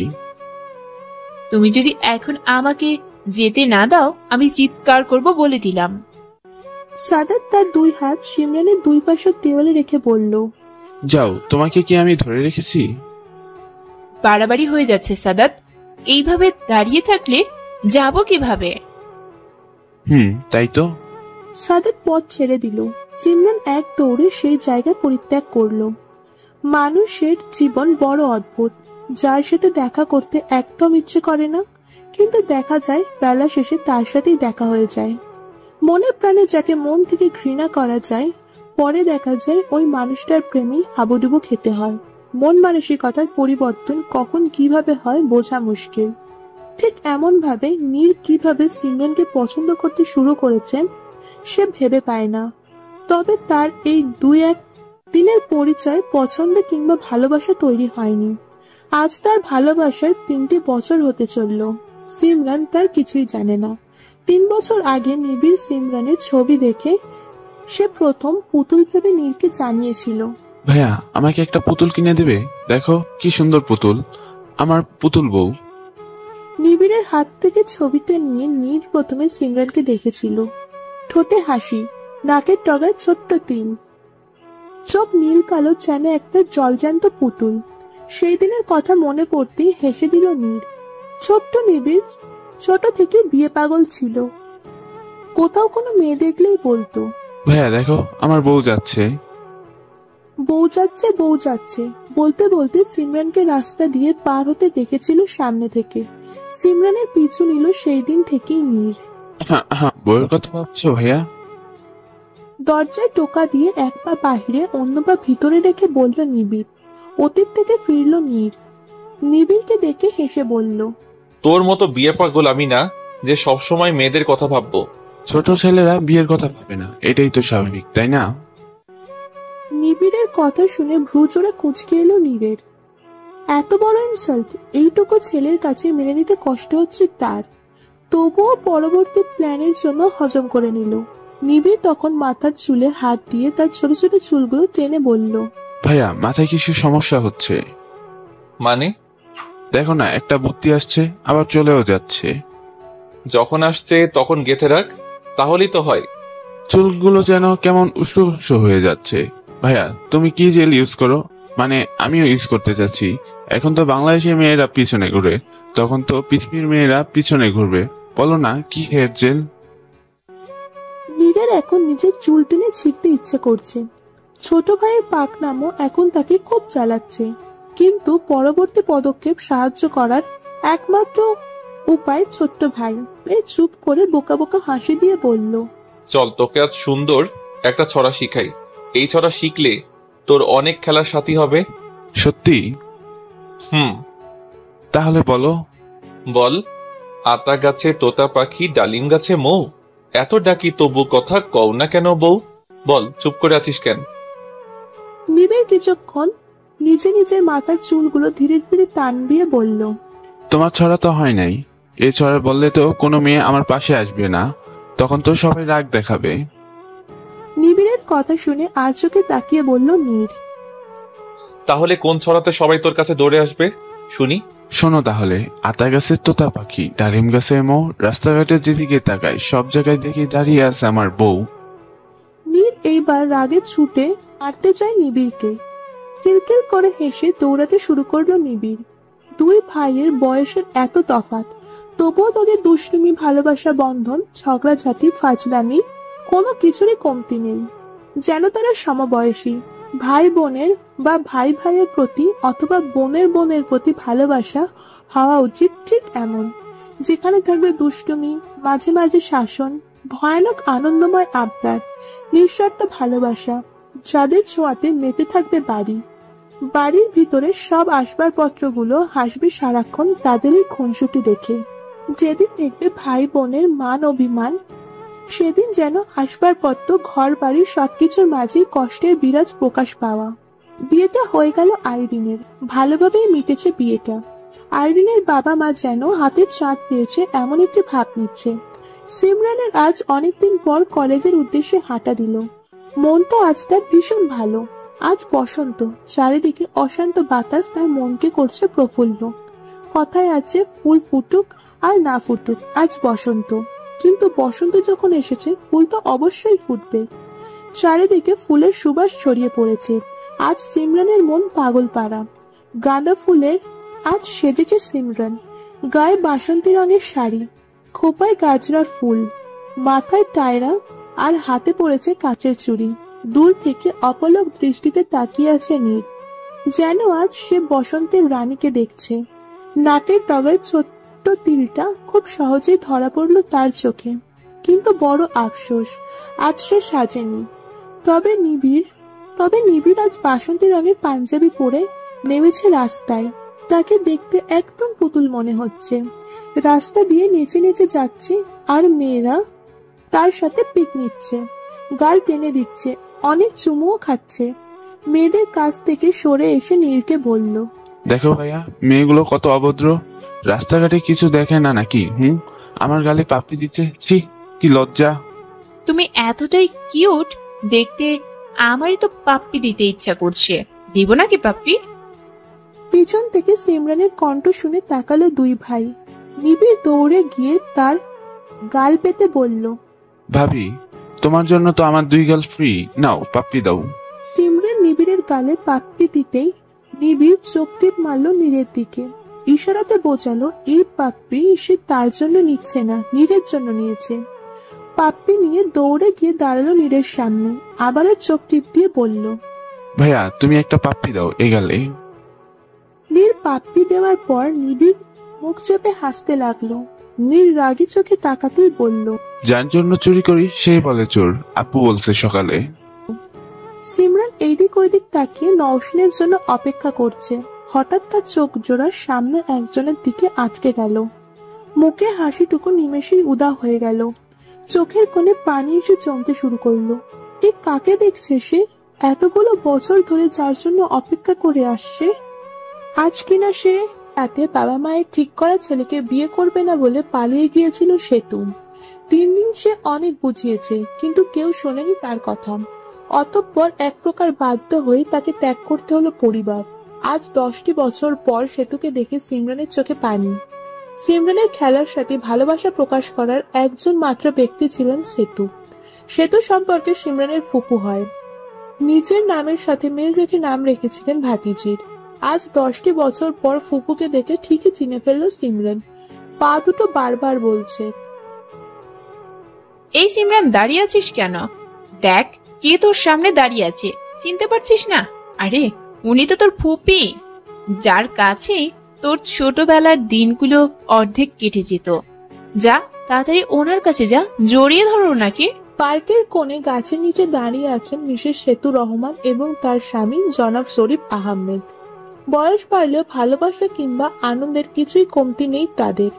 মুখ জুড়ে রয়েছে আনন্দের হাসি। সিমরান সেদিকে পা বাড়ালো, কিন্তু মাঝপথে কিছুটা অভিমান, কষ্ট, রাগ কেটে বসলো তার মনে। এক আকাশ অভিমান নিয়ে মনে মনে বলল, ভালোই তো আছো তুমি, তাহলে কেন যাব তোমার কাছে? তোমার কাছে তো এখন আমার কোনো মূল্য নেই। যদি থাকতো তাহলে কি এই ছোট সিমরানকে রেখে চলে যেতে পারতে? যাবার আগে আমার কথা কি তোমার মনে আসেনি? আসবেই বা কেন? তুমি যাকে চেয়েছো তাকেই তো পেয়েছো। আমার কথা কেন ভাববে? যাব না তোমার কাছে, সম্পর্ক নেই আমাদের।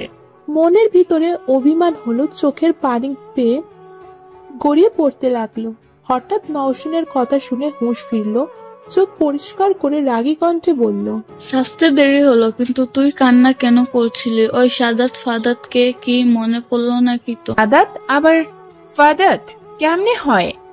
বাই দ্য ওয়ে, ওই ফাজিলের কথা কেন মনে করব? শোনো, আমার চোখের পানি এত তুচ্ছ নয় যে খারাপ লোকের কথা ভেবে কান্না করব। আমি তো এত এত কাপল দেখে কান্না করছি। আজ সবাই কাপল হয়ে এসেছে, আর আমরা দুজন কিনা সিঙ্গেল হয়ে এসেছি।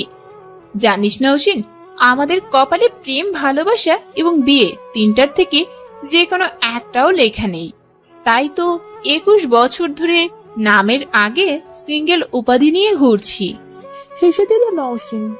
এই ফাঁকে সিমরান এগিয়ে গেল কান্নার রহস্য। দুই বান্ধবী পা মিলিয়ে কলেজের ভিতরে চলে গেল।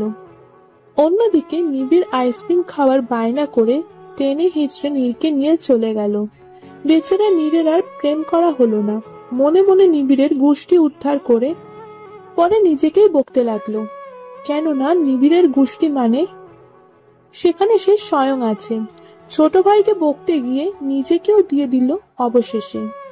কলেজ মাঠের এক কোনায় বিভিন্ন ধরনের রং নিয়ে বসে আছে একদল তরুণ। সিমরান অবাক হয়ে নওশিনকে বলল, বসন্ত পরনে রং খেলা হয় না? হ্যাঁ, এবার তো কলেজে বসন্ত উৎসবে রং খেলা হবে। কেন জানিস না তুই? মাথা এদিক ওইদিক ঘুরিয়ে না অর্থ বোঝালো সিমরান। নওশিন তখন নিজের মাথা নিজেই চাপড় মেরে বলল, মাইয়া, তুমি কোনোদিন ঠিক হইবা না।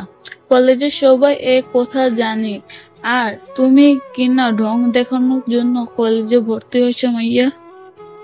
নওশিনের রাগ উঠলে সে তখন মাইয়া মাইয়া বলে সম্বোধন করে। ওর রাগ দেখে মনে হচ্ছে সিমরান ভুল কিছু বলে ফেলেছে। রং খেলা বিষয়ক সে কিছুই জানে না, তার মানে সে কঠিনতম অপরাধ করে ফেলেছে। এই অপরাধের জন্য তাকে অবশ্যই মৃত্যুদণ্ড দেওয়া উচিত। বসন্ত বাতাসে নাচ শুরু হয়ে গেল। ছেলে মেয়েদের নাচে মেতে উঠল পুরো কলেজ। কলেজেও মনে হচ্ছে নাচছে তরুণ তরুণীদের সাথে, কিন্তু নওশিন ও সিমরান ব্যস্ত রং খেলা নিয়ে। হঠাৎ কেউ একজন এক মুঠো রং সিমরানের গায়ে ছুঁড়ে দিয়ে উধাও হয়ে গেল।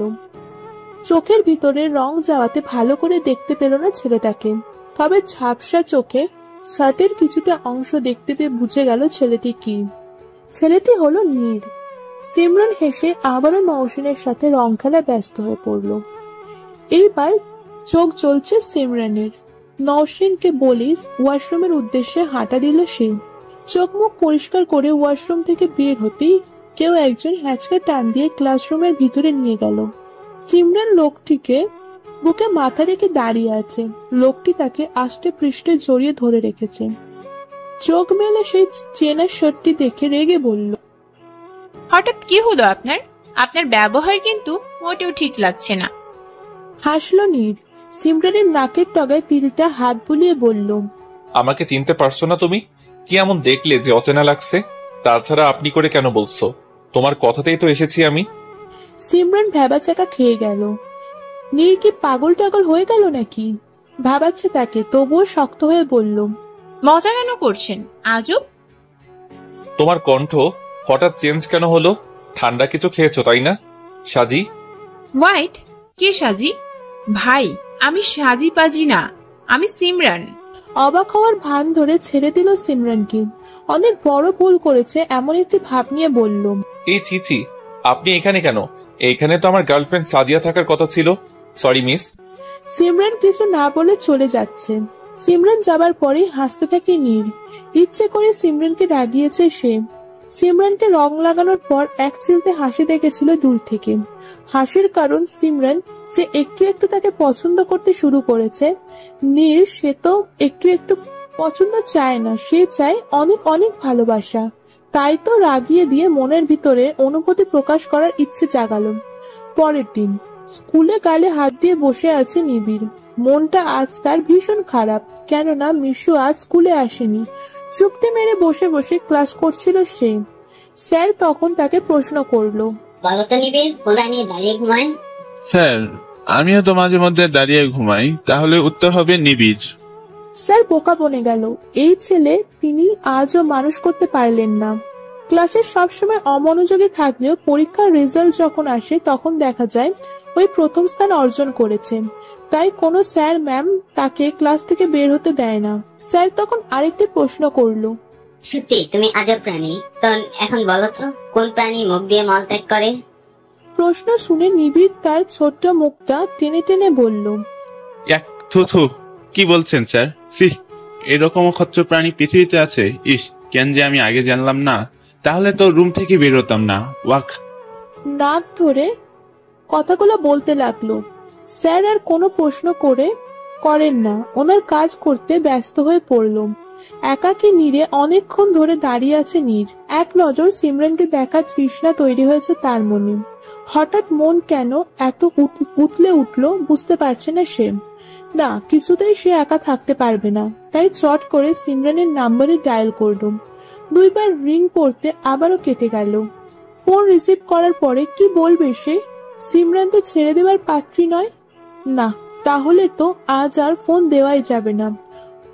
উপর আল্লাহ মনে হচ্ছে এখন নীরের সাথেই আছেন, কেননা হঠাৎ করে সামনে নিবিড় দাঁড়িয়ে আছে, ছোট্ট মুখে চিন্তার ভাব।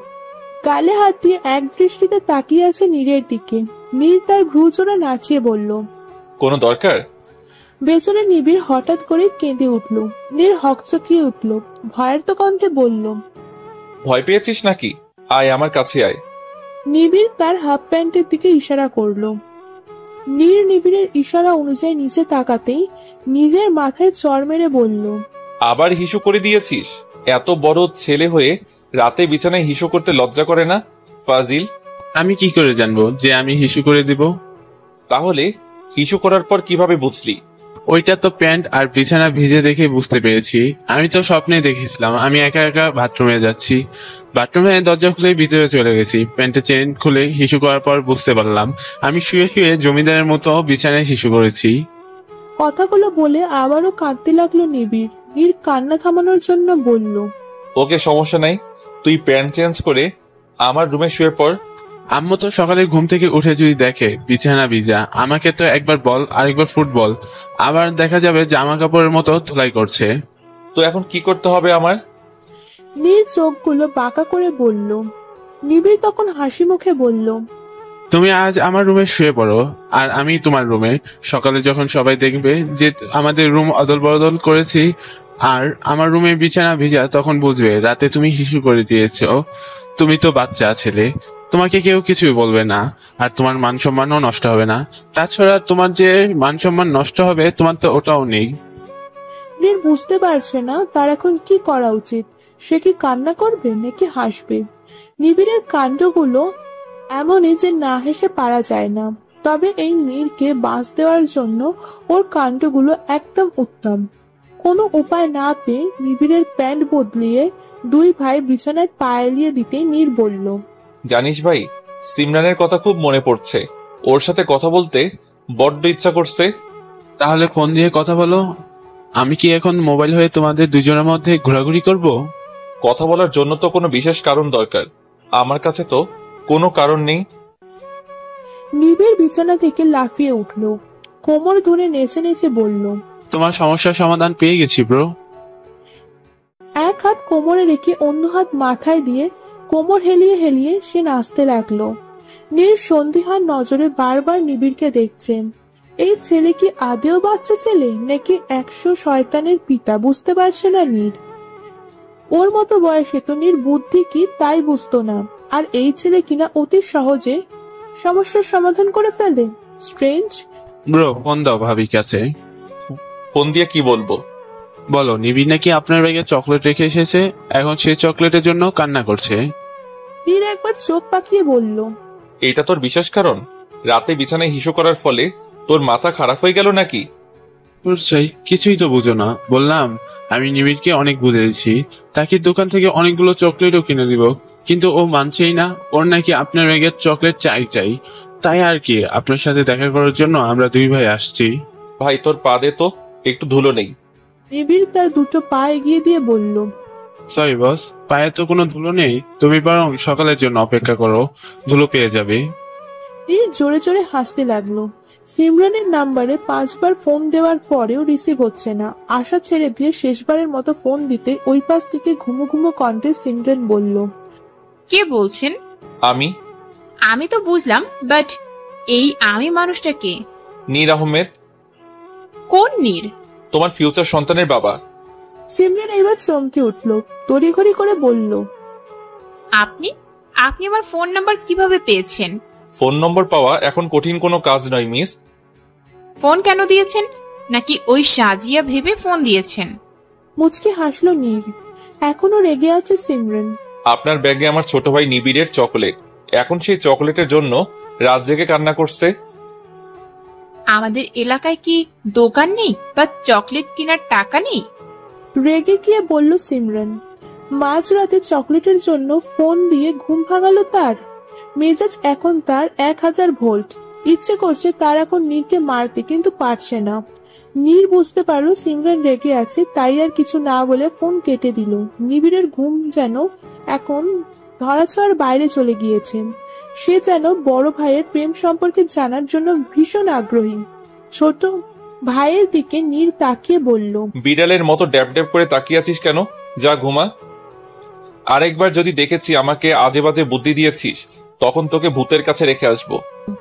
শুয়ে পড়ল নীর। নিবিড় রাগ করে উল্টো ঘুরে শুয়ে পড়ল। নীর তখন পেছন থেকে জড়িয়ে ধরে বলল, মজা করছি বস, আপনার বুদ্ধি কাজে দিয়েছে, কিন্তু এত রাতে তোর ভাবির বাসার সামনে দাঁড়ালে খারাপ ভাববে মানুষ, তাই আর কি যাব না। আমার লিটল ডল। বড় ভাইকে জড়িয়ে ধরে শুয়ে পড়ল নিবিড়। শান্তির ঘুম ঘুমাচ্ছে দুই ভাই। তাদের দেখে মনে হচ্ছে খুবই সুখে আছে তারা। অন্যদিকে সিমরান ভীষণ অবাক হলো নীর ফোন কেটে দেওয়ার দেখে। মনে মনে ভাবছে ভুল কিছু বলে ফেলেনি তো, যার জন্য রেগে গিয়ে ফোন কেটে দিয়েছে। ফোন দিতে গিয়েও দিল না। যদি খারাপ কিছু ভাবে, মনে মনে ভাবলো আবার দেখা হলে সরি বলে ফেলবেন। আইরিনের খুব মন খারাপ। শ্বশুর বাড়ি মোটেও ভালো লাগছে না তার। দম বন্ধ হয়ে আসছে তার। সারাদিন কাজ করা সত্ত্বেও যখন ক্লান্ত শরীরে বিছানায় এলিয়ে দেয়, বিশ্রাম নিতে চায়, তখনই শুনতে পায় শাশুড়ির চিৎকার। সারাদিন শুয়ে বসে থাকে, মোটা হয়ে যাচ্ছে, কাজকর্ম কিছুই করে না। জানলে এই বউ জীবনেও বিয়ে করাতো না। বউ খুবই অলস। আইরিনের চোখের পানি এখন সাগরে পরিণত হচ্ছে। না পারছে না সইতে, না পারছে কিছু বলতে। এতটুকু বয়সে এতগুলো কাজ করা সত্ত্বেও শাশুড়ি বাড়ির মন পাচ্ছেন, শ্বশুর বাড়ির মন পাচ্ছে না সে। রাতে স্বামীর কাছে নালিশ করলেও ফয়সাল বলে, বিয়ের আগেই তোমাকে সবকিছু বলেছি, আমার পরিবার বউ নয়, বোয়া চাচ্ছে। তাহলে কেন আমার পরিবার কিংবা তুমি রাজি হলে? আমার টাকা দেখে রাজি হয়েছ, এখন টাকা দেখেই থাকো। অবশেষে স্বামীর কাছেও শান্তি না পেয়ে মুখ চেপে কাঁদতে থাকে আইরিন। এখন বুঝলো সে টাকাই সবকিছু না, ভালোবাসাই সব। বিছানায় শুয়ে পেটে বালিশ চেপে কান্না করছে সিমরান। অসম্ভব যন্ত্রণা, বারবার কেঁদে উঠছে সে। পেটের নাড়ি ভুড়ি বেরিয়ে আসার উপক্রম প্রায়। না, কিছুতেই সহ্য করতে পারছে না এই ব্যথা। মৃত্যু যেন কাছেই তার। সিমরানের মা গ্লাস ভর্তি গরম পানি, আদার রস আর বোতলে করে গরম পানি নিয়ে আসলেন। মেয়ের মাথায় হাত বুলিয়ে বোতলটি এগিয়ে দিয়ে বললেন, একজন মা কতখানি কষ্ট করতে হয় দেখেছিস? প্রতি মাসে তীব্র যন্ত্রণা, প্রসব বেদনা সহ্য করার পরই শুনতে পায় সন্তানের মুখে সেই মিষ্টি ডাক। মা ডাকটি শুনতে হলে প্রচুর কষ্ট সহ্য করতে হয় মারে মা। একজন মা বলতে পারবে সন্তান পৃথিবীতে আনার কষ্ট কেমন। গরম পানি এনেছি, দেখবি খুব তাড়াতাড়ি ব্যথা কমে যাবে। সিমরানকে উঠিয়ে জোর করে গরম আদার পানি খাইয়ে দিলেন। বেচারি কান্না করে চোখ লাল করে ফেলেছেন। প্রতি মাসে 2টা দিন তাকে এই কষ্ট সহ্য করতে হয়। সিমরানকে বসিয়ে রেখে ওর মা আবারও রান্নাঘরের দিকে পা বাড়ালেন। ফোন আসলো সিমরানের। ইচ্ছে না থাকা সত্ত্বেও ফোন রিসিভ করলো। হ্যালো। সিমরানের কণ্ঠস্বর অস্বাভাবিক মনে হলো নীরের কাছে। গলায় কাঁটা আটকে যাওয়ার মতো কণ্ঠ। কি হয়েছে তোমার? তেমন কিছু না। চকলেটের জন্য ফোন দিয়েছেন? ফোন দিয়েছিলাম তোমার সাথে কথা বলার জন্য, কিন্তু মনে হচ্ছে তুমি অসুস্থ। কি হয়েছে? অসুস্থ, আমি পরে কথা বলছি। ফোন কেটে দিল সিমরান। মা ও চাচির গলা শুনে তাকালো দরজার দিকে। মায়ের হাতে একটা ডিম মাছ ভাজি দেখে প্রশ্ন করছেন আইরিনের মা। ওনার মতে এই সময় নিরামিষ খেতে হবে, আমিষ জাতীয় খাবার শরীরের জন্য ঠিক না, পরে সমস্যা হতে পারে।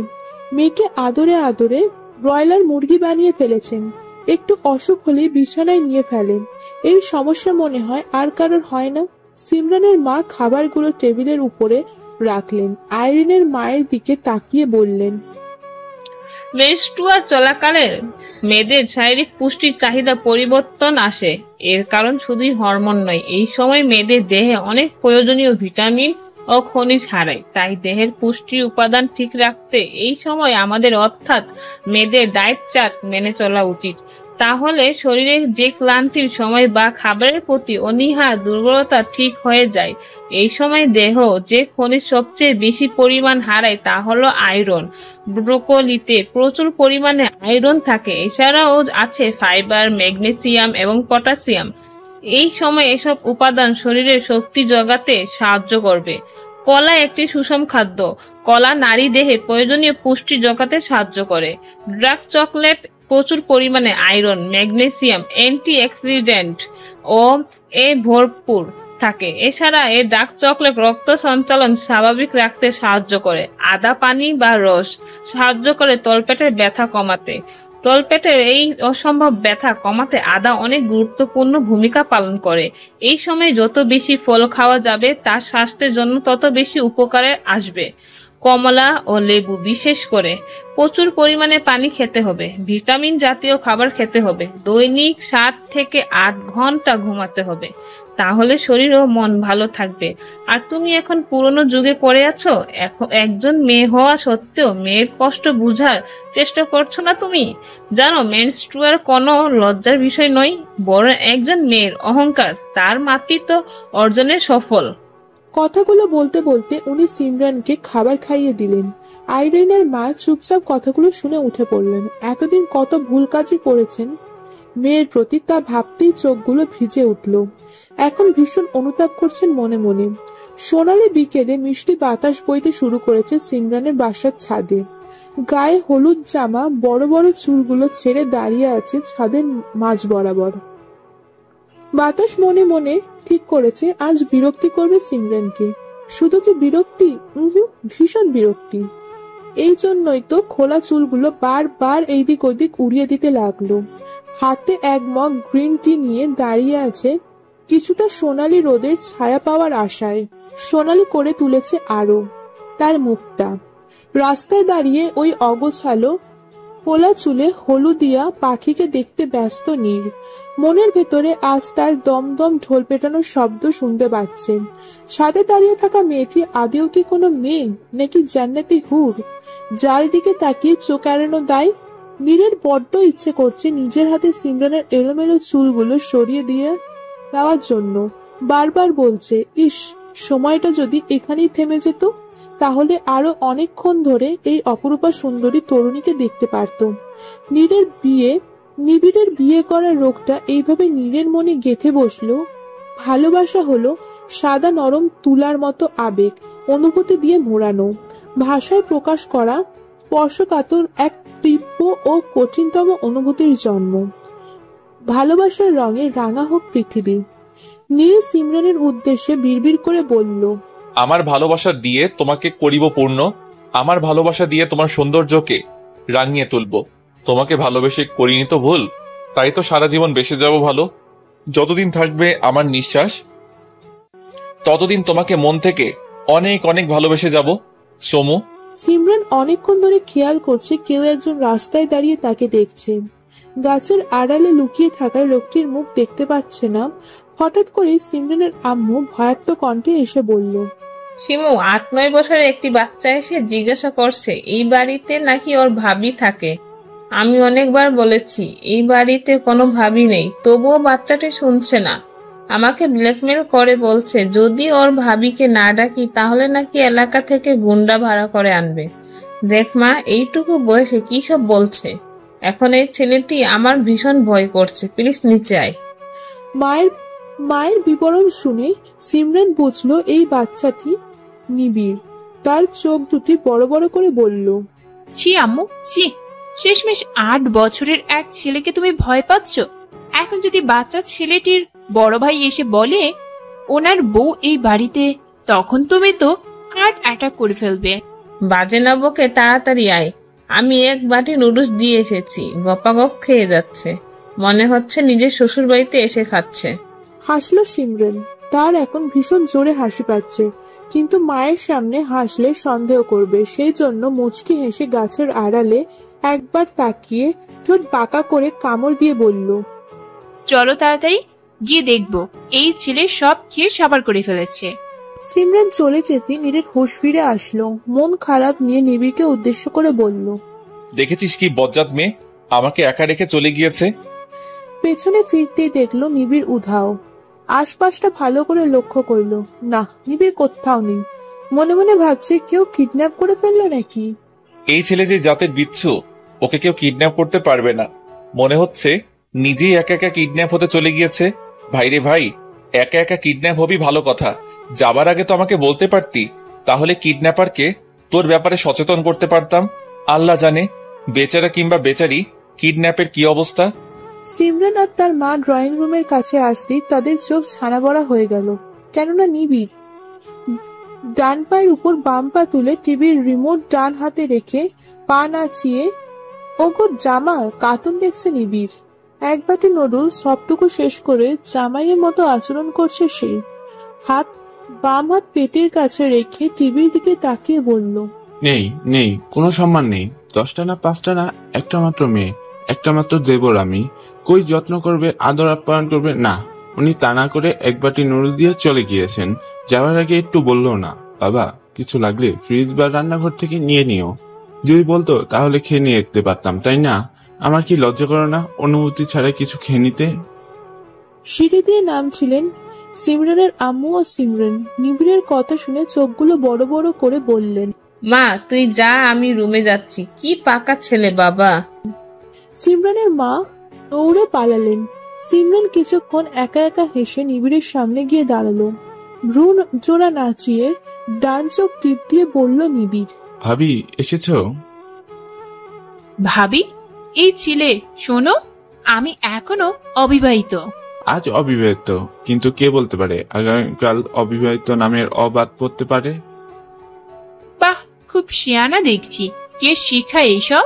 আমার ভাইয়া। সিমরান ও নিবিড় আড্ডায় মেতে উঠল। ছোট্ট ছেলেটি সহজে সবাইকে আপন করে নিতে পারে। দুষ্টু মিষ্টি কথার জালে সবাইকে আটকিয়ে রাখার অসীম ক্ষমতা আছে বলে ধারণা সিমরানের। কলিং বেলের শব্দ পেয়ে সিমরান দরজা খুলে নওশিনকে দেখতে পেয়ে জড়িয়ে ধরে বলল, তোকেই মিস করছিলাম, আমি জানতাম তুই আসবি। ওর অসুস্থতার কথা শোনে আমি আসবো না তা কি করে হয়? তুই আমার 10টা না 5টা না, একটা মাত্র কলিজা। তোর কিছু হলে আমার কি প্রাণ যাই যাই অবস্থা। বন্ধুহীন জীবন হলো লবণ ছাড়া তরকারির মতো। বন্ধুত্ব নিয়ে মানুষের অনেক ধারণা বিশ্বাস রয়েছে, সবচেয়ে বেশি ধারণা করে রয়েছে আবেগ। সহজ কথায় সহজ ভাষায় এর সংজ্ঞা দেওয়া সম্ভব নয়, কেননা বন্ধু হলো মানুষের এক হৃদয়ের অনুভূতিমূলক সম্পর্ক। বিভিন্ন মনীষীদের বন্ধুত্ব নিয়ে সুন্দর সুন্দর কথা বলে গেছেন, সেইগুলো তাদের নিজস্ব অনুভূতির কথা। রক্ত দূরে চলে গেলেও খাঁটি বন্ধু কোনোদিন সরে যায় না, ছায়ার মতো আশেপাশে থাকে। উইট্রো উইলসন বলেছেন, বন্ধুত্ব একমাত্র সিমেন্ট যা সবসময় পৃথিবীকে একত্র করতে পারেন। হাজার ঝড় তুফান ভেঙে পড়ার আশঙ্কা কম। নওশিন সিমরানের পিছনে নিবিড়কে দেখে মুখে কিউট মার্কা হাসি দিয়ে বলল, ওয়াও, কি সুইট পুতুল একটা। ইস, গাল দুটো তো একদম রসগোল্লা, ইচ্ছা করছে খেয়ে ফেলি। কে রে এই রসগোল্লা? নিবিড়ের গাল দুটো টেনে কিস দিয়ে সিমরানকে উদ্দেশ্য করে বলল নওশিন। সিমরান নিবিড়ের দিকে তাকিয়ে দেখলে নিবিড় রেগে আগুন হয়ে আছে। এক্ষুনি মনে হচ্ছে নওশিনের হাতে কামড় দিয়ে ফেলবে। নিবিড়কে শান্ত করার জন্য দাঁত বের করে হাসতে লাগলো সিমরান। নওশিন ও নিবিড়ের সিমরানের হাসির অর্থ না বুঝে তাকিয়ে রইল। সিমরান হাসতে হাসতে বলল, ও আমার দূর সম্পর্কের এক আত্মীয়, আয় পরিচয় করিয়ে দিই। সিমরান পরিচয় করানোর পর রাগী কণ্ঠে কথা বলল নিবিড়। হঠাৎ করেই নওশিনের ডান হাতে কামড় দিয়ে বলল, আমার গাল দুটো রসগোল্লা, তাই না? এখন এই রসগোল্লা একটু কামড় খেতে পারে, তাই না মিস আপু? আমার গাল দুটো আমার ভাবি আর বউয়ের জন্য বানানো, তোমার জন্য না, ওকে? নওশিন অবাক হওয়ায় চরম পর্যায়ে চলে গেল। সিমরান বেয়াক্কল মার্কা হাসি দিয়ে বলল, তোকে সব পরে বলছি, এখন কিছু বলিস না। নওশিন আর কথা বাড়ালো না। বেশ কিছুক্ষণ গল্প করে সেও চলে গেল। সিমরানের মায়ের সাথেও নিবিড়ের সম্পর্ক বেশ জমে গিয়েছে। দেখে মনে হচ্ছে তারা কত বছর ধরে একে অন্যকে চিনে জানে। নীর এইদিকে এলাকার সব জায়গায় নিবিড়কে খুঁজতে ব্যস্ত। না, কোথাও সে নিবিড়কে খুঁজে পাচ্ছে না। চিন্তায় তার মাথা পুরো হ্যাং হয়ে গেছে। বাসায় এই কথা বললে সবাই চিন্তা করবে, সেই জন্য বাসায় না জানিয়ে পুলিশকে ইনফর্ম করলো। তার চোখ দুটো লাল হয়ে আছে, দেখে মনে হচ্ছে এক্ষুনি তার চোখ বেয়ে লাল পানি পড়বে। বারবার ঘড়ির দিকে তাকাতে লাগলো। পুরো শরীর কাঁপছে তার, ভয় শিউরে উঠছে গায়ের লোমগুলো। আজকের সন্ধ্যেটা নীরের জীবনের অশুভ সন্ধ্যা নামে পরিচিত হলো। আজকের দিনটা তার জীবনের খারাপ একটা দিন। হঠাৎ করেই মাথায় এলো সিমরানের নামটি। নিবিড়ের চিন্তায় সে সিমরানের কথায় প্রায় ভুলেই গিয়েছিল। তার মন একটা কথা বারবার বলছে, জীবনের সব সন্ধ্যাগুলোই অন্ধকারাচ্ছন্ন নয়, তার মধ্যে শুভ সন্ধ্যা পদার্পণ ঘটে। সিমরানের ফোনে কল দিল, কিন্তু দুর্ভাগ্যবশত ফোন বন্ধ। মনে মনে বকতে লাগলো সিমরানকে, হয়তো এখন কাছে পেলে মেরেই ফেলতো। রাগটা কন্ট্রোল করে আবারও ফোন দিল, কিন্তু আগের মতোই ফোন অফ। সিমরানের বাসায় যেতে সময় লাগবে 2 থেকে 2.5 ঘন্টা। খুব জোরে নিঃশ্বাস ছেড়ে বাইক নিয়ে রওনা দিল সিমরানের বাসার উদ্দেশ্যে। এইদিকে সিমরানের ফোনে চার্জ নেই। নিবিড় গেম খেলে সব চার্জ শেষ করে ফেলেছে। সিমরানের মনে নেই যে নিবিড়ের ব্যাপারে নীরকে কিছু বলেনি। আরামসে সে নিবিড়ের সাথে খেলতে ব্যস্ত। আজ যেন সিমরানের আকাশে চাঁদ হাতে পেয়েছে। ছোট্ট নিবিড়ের সাথে সেও ছোট্ট বাচ্চা হয়ে গিয়েছে। মনের ভিতর জেগে উঠেছে রংধনু। রংধনু যেমন 7 রঙা, তেমনি সিমরানের মনে আজ রঙের খেলা ধারণ করেছে। নিবিড় সিমরানের কোলে মাথা রেখে শান্ত বাচ্চাদের মতো ফ্যালফ্যাল করে তাকিয়ে আছে। তার 2 চোখে যেন অদ্ভুত এক মায়া। সেই মায়া বারবার হারিয়ে যাচ্ছে সিমরান। কি আছে এই ছেলের মধ্যে যা তাকে বারবার টানে? খুব আপন মনে হয় তার কাছে। রাত 10টা, নিবিড় ঘুমে আচ্ছন্ন। সিমরানকে জড়িয়ে ধরে সে ঘুমাচ্ছে। তারও বেশ ঘুম পাচ্ছে। সেও ঘুমিয়ে পড়েছে ছোট্ট নিবিড়কে জড়িয়ে ধরে। কলিং বেলের শব্দ শুনে সিমরানের মা দরজা খুলে দেখে তার সামনে দাঁড়িয়ে আছে একজন সুদর্শন যুবক। যুবকটির মুখে চিন্তার ভাব, চুলগুলো এলোমেলো হয়ে আছে, চোখ দুটো রক্তবর্ণ ধারণ করেছে। কাকে চাই? সরি আন্টি, রাত করে বিরক্ত করার জন্য। আমার ছোট ভাই নিবিড় কি এখানে আছে? নিবিড়ের নাম শুনে বাসার ভেতরে প্রবেশ করতে বলল নীরকে। সোফায় বসতে বলে 1 গ্লাস ঠান্ডা পানি আনতে গেলেন উনি। চিন্তা করো না, তোমার ভাই আমাদের বাসায় আছে। তোমাকে আমি ঠান্ডা পানি দিচ্ছি, খেয়ে পরে ভাইয়ের কাছে যাবে। মায়েদের কথায় যেন মধু মিশানো থাকে। নীর কিছু না বলে সেই মিষ্টি কণ্ঠে কথা মনোযোগ সহকারে শুনল। মাথা এইদিক ওইদিক হেলিয়ে হ্যাঁ বোধক অর্থ বোঝালো। 2 ঘন্টার রাস্তা 4 ঘন্টা লেগেছে নীরের। 2 বার বাইক নষ্ট হয়ে যাওয়া, রাস্তায় প্রচুর জ্যাম, সব মিলে সে আজ ভীষণ বিরক্ত। সিমরানের মায়ের দেওয়া ঠান্ডা পানিটুকু 1 নিমেষে শেষ করে বলল, আন্টি নিবিড় 2তলার বাঁদিকে 2য় রুমে আছে, তুমি যাও, আমি আসছি। নীর আর দাঁড়ালো না, দ্রুত পা চালিয়ে সে নিবিড়ের উদ্দেশ্যে হাঁটা দিল। রুমের দরজা খোলা থাকায় ভিতরে প্রবেশ করে দেখলো সিমরান ও নিবিড় একে অপরকে জড়িয়ে ধরে ঘুমিয়ে আছে। এই দৃশ্যটা সে ফোনবন্দি করতে চায়। দ্রুত গতিতে ফোন বের করে ছবি তুললে আবারও ফোন পকেটে রেখে দিল। এর মাঝেই আগমন ঘটে সিমরানের মায়ের। দেখো কেমন বাচ্চাদের ঘুমাচ্ছে 2 জন বাচ্চা। আমি তো নিবিড়কে ভেবেছিলাম রেখেই দিব। কি মিষ্টি ছেলে, যেমন তার কথা তেমন তার বুদ্ধি। হাসলো নীর। 10 মিনিট ধরে কথা বলছে নীর ও সিমরানের মা। কথার শব্দে ঘুম ভেঙে যায় সিমরানের। সামনে নীরকে দেখে একবার তাকিয়ে নিজের দিকে তাকিয়ে কাঁচুমাচু হয়ে বসে পড়ে, কেননা তার গায়ের ওড়নাটা নিবিড়ের হাত ও পেট পেঁচানো রয়েছে। সিমরানের মা আবারও কলিং বেলের শব্দ শুনে দৌড়ে যেতে লাগলেন। নীরকে উদ্দেশ্য করে বললেন, ওর আব্বু এসেছে, দাঁড়াও ওর সাথে পরিচয় করিয়ে দিব তোমার। চলে গেলেন উনি। নীর একবার সিমরানের দিকে তাকালো। তার চোখ দুটো এখনো রাগে আগুন হয়ে আছে। হঠাৎ তার খেয়াল হলো সিমরান খুবই অস্বস্তিতে আছে। কারণটা বুঝতে পেরে নিবিড়কে কোলে নিয়ে নিল নীর। অন্যদিকে তাকিয়ে বলল, সমস্যা নেই, আমি এতটাও বাজে ছেলে নই, ওকে? সিমরান ওড়না নিয়ে কাঁপা কাঁপা গলায় বলল, আপনি এত রাতে এইখানে? নাটক দেখানোর জন্য আসেনি। ফোন রিসিভ করেছো তুমি? রাগী ও ধমকের সুরে বলল কথাটা। সিমরান ভয়ে চুপসে গেল। নীর রাগ দেখিয়ে আবার বলল, আমি তো তোমার বিরক্তির কারণ, তাই তো? আজ থেকে আমি বা আমার ভাই তোমার আশেপাশে আর কোনোদিন আসবো না। আমাকে কষ্ট দেওয়ার জন্যই কি আমাকে জানাওনি যে আমার ভাই এইখানে? আসলে আমার মনে ছিল না। অজুহাত ভালো ছিল, কিন্তু ভীষণ পুরানো। নতুন কিছু আবিষ্কার করতে পারলে না? সত্যি বলছি।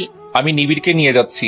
যাবার পথে আন্টি আঙ্কেলের সাথে দেখা করে যাব, কিন্তু তোমার সাথে আমাদের আর ইচ্ছাকৃতভাবে কোনোদিন দেখা হবে না। ভালো থেকো, গুড বাই। নীর বাসায় এসে টাওয়াল নিয়ে উড়াধুরা নাচতে লাগলো। বেবি কাম কাম গানের মিউজিকে নাচছে সে। নিবিড় তার টলমল মায়াবী চোখ দিয়ে বড় ভাইয়ের দিকে অপলক দৃষ্টিতে তাকিয়ে আছে। বিছানার উপর পা তুলে গাল ফুলিয়ে বলল নিবিড়, এভাবে পাগলের মতো নাচছো কেন? আজ তোর ভাবিকে এমন ভাবে বলে আসছি, যার ফলে এখন তোর ভাবি আমার পিছনে ঘুরবে। এই বিয়ে মানি না আমি। নিবিড়ের কথা শুনে নীরের মিউজিক অফ হয়ে গেল। শুরু হলো বিরহের গান। বন্ধু যখন বউ লইয়া আমার বাড়ির সামনে দিয়া হাইটা যায়, বুকটা ফাইটা যায়। হঠাৎ কি হলো তোর? ভাবি কোনো ছোট বোন নাই, সেজন্য মানি না আমি এই বিয়ে। নীর এসে নিবিড়ের কাছে বসলো। গালে হাত দিয়ে আদরের কণ্ঠে বলল, চিন্তা করিস না, বিয়ের পর বউয়ের একটা উকিল মা বাবা হয়। ভাবতেছি উকিল বাবা মা এমন একজনকে বানাবো যার 5টা সুন্দরী মেয়ে থাকবে। এখন বল, রাজি তুই? নিবিড় ভাবলো কিছুক্ষণ, ভেবে চিনতে মিউজিক বাজিয়ে চেঁচিয়ে বলে উঠল, ও 5 বেবি কাম কাম, ও ভাবি কাম কাম। শার্ট খুলে কোমরে বেঁধে নাচছে নিবিড়। নীল চোখ কপালে তুলে বলল, জীবনেও ভালো হবি না তুই। নীল আকাশে সাদা সাদা মেঘের ভেলা উড়ে বেড়াচ্ছে। সেই আকাশের দিকে মুখ তুলে তাকিয়ে আছে সিমরান। আজ 3টা দিন ধরে সে নীর ও নিবিড়কে বড্ড মিস করছে। সিমরানের মুখ কালো দেখে নওশীন সন্ধিহার নজরে বারবার দেখছে। প্রিয় বান্ধবীর হঠাৎ কি হলো কিছুই বুঝতে পারছে না সে। সিমরানের চোখ অনুযায়ী সেও তাকালো আকাশের দিকে। না, কোনো কিছুই তো দেখতে পাচ্ছে না সে। তাহলে সিমরান কি দেখছে? জিন নয় তো? মনে মনে বুকে ফু দিয়ে আয়াতুল কুরসি পড়ে নিল। সাহস করে সিমরানকে ধাক্কা দিয়ে বলল, কোন জগতে চলে গিয়েছিলি তুই? ভূতের জগতে যাবি নাকি? জিন হলে যেতাম, ভূত বলে যাব না। নওশীনের কথা শুনে হেসে দিল সিমরান। নওশীন যেন এতক্ষণ ধরে এই হাসিটাকে খুব মিস করছিল। ফুচকা মামা 2 প্লেট ফুচকা টেবিলের উপর রাখলো। ফুচকা দেখে নওশীন তাড়াতাড়ি টক মিশিয়ে খেতে লাগলো। সিমরান চুপচাপ খাচ্ছে, তখনই একজন ছেলে এসে বসলো তাদের পাশে। সিমরানের কাছে বেশ চেনাচেনি লাগছে ছেলেটিকে। অনেক তাকিয়ে থেকে যখন চিনতে পারলো, তখন ছেলেটির পিঠ আর সিমরানের হাত। মারকে হাসতে লাগলো ছেলেটি। সিমরান কাঁদতে লাগলো আর অভিমানী সুরে বলল, এই, তোর আসার সময় হলো? কি বলেছিলি যাবার আগে? সরি, খুব চাপে ছিলাম, সেজন্য 5টি বছর আসার কোনো সুযোগ পাইনি। এখন কি আসতে বলেছে? তুই বলেছিস প্রতিদিন ঘুমের মাঝে এসে বলিস, মিনয় তাড়াতাড়ি চলে আয়, তোর কথা আমার ভীষণ মনে পড়ছে। যদি না আসিস তাহলে তোর সাথে কোনো কথা নেই আমার। তাই তো চলে আসছি পাখি। ভাগ এখান থেকে শালা। 5 বছরে তো 10 দিন কথা বলছিস, তাও আবার 2 মিনিট 20 সেকেন্ড করে। বাহ, হিসাব করে রেখেছিস দেখছি। বাড়িতে হয়ে এই রাক্ষসী কে রে? কখন থেকেই দেখছি খেয়ে যাচ্ছে। নওশীন এতক্ষণ ধরে সিমরান ও মৃন্ময়ের কথা কান দেয়নি, কিন্তু যখনই তাকে রাক্ষসী বলা হয়েছে সে ফুচকার প্লেট রেখে রেগে আগুন হয়ে তাকিয়ে বলল, এই লোকটা কেন আবার এসেছে? 5 বছর ধরে তো শান্তিতে ছিলাম, তাহলে কেন আবার অশান্তিতে রাখার জন্য এসেছে? আচ্ছা, ইচ্ছা করতেছে চাইনিজ কুড়াল দিয়ে কেটে লবণ ছাড়া রোদে শুকিয়ে চায়নাতে গিয়ে বিক্রি করি। চায়নার মানুষরা এই অখাদ্যকে ঠিকই খাদ্য বলে পেটে হজম করে ফেলতে পারবে। উগান্ডা দেশের নির্লজ্জ প্রাণী একটা। দেখছে আমি তাকে ইগনোর করছি, কিন্তু সে তো নির্লজ্জ, এইটা তো তাকে প্রমাণ করতে হবে, তাই না? আমি মাত্র কয়েকটা বাক্য বলেছিলাম, কিন্তু এই মেয়ে তো রচনা বলতে শুরু করে দিয়েছে। সুমু, তুই কিভাবে এই মেয়ের সাথে থাকিস? হাউ? শুরু হয়ে গেল বাংলাদেশ পাকিস্তানের সেই যুদ্ধ। বহু কষ্টে তাদের ঝগড়া ঝাঁটি থামিয়ে দুজনকে নিয়ে হাঁটা দিল সিমরান। মৃন্ময় হলো সিমরানের বড় চাচার একমাত্র ছেলে।